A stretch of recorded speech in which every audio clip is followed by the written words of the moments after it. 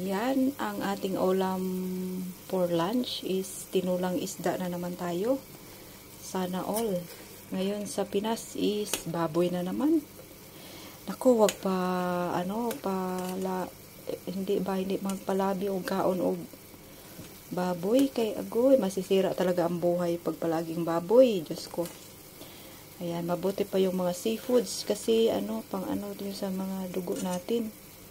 So, ngayon, ang ating ulam is tinulang isda. Hindi ko alam anong isda to. Hindi ko kilala. Magpakilala nga ako sa sarili ko para kilala niya din ako. Ayan, shout out sa inyong lahat dyan. Sa mga hindi pa kumain. Ayan, tinulang isda ang ating ulam. Ayan, maraming salamat guys sa inyong pagpanood dyan. Ayan, may ulam na tayo sa tanghalian at may enoki mushroom.